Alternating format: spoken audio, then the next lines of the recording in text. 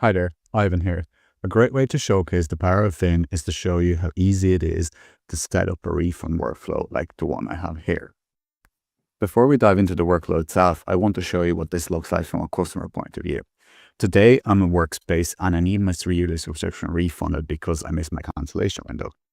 What I'm going to do here is I'm simply going to ask Fin for a refund. Hi, I would like a refund.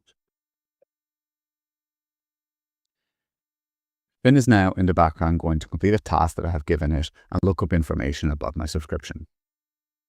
Okay, so Fin found 2 of my subscriptions and is now asking me which of the 2 would I like cancelled. I'm going to say I would like the advice.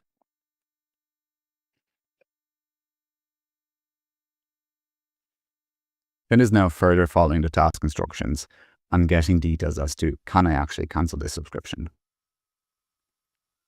Next up, Fin is asking me why do I want to cancel this subscription. I'm just going to say that I missed my cancellation window.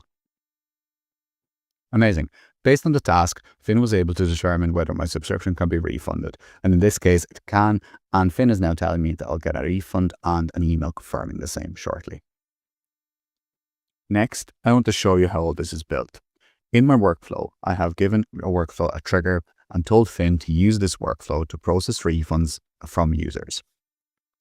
Next, I have given Fin a task. Tasks are a great way to tell Fin a procedure to follow.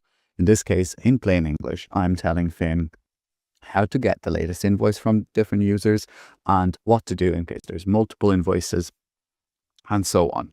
Next, I want Fin to classify the reason why the user wants to cancel or get a refund.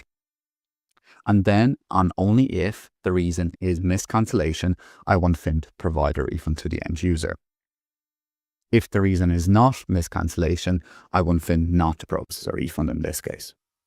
Tasks are a way of you calling an external API to fetch data or perform any updates on external data that you need. In this case, I'm fetching the latest invoices and I'm also updating end user subscription to cancel it and issue a refund.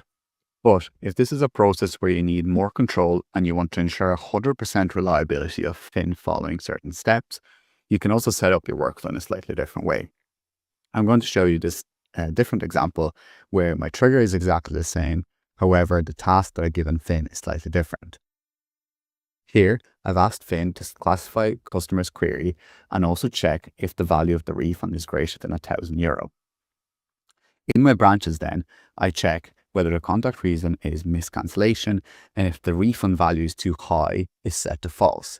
If it is, I'm handing this over to a different Fin task where I'm telling Fin to use an action in order to refund the user. As you can see, Fin can now handle complex processes like issuing refunds. The great thing is that it's completely up to you how much of the process Fin is actually handling using AI or not.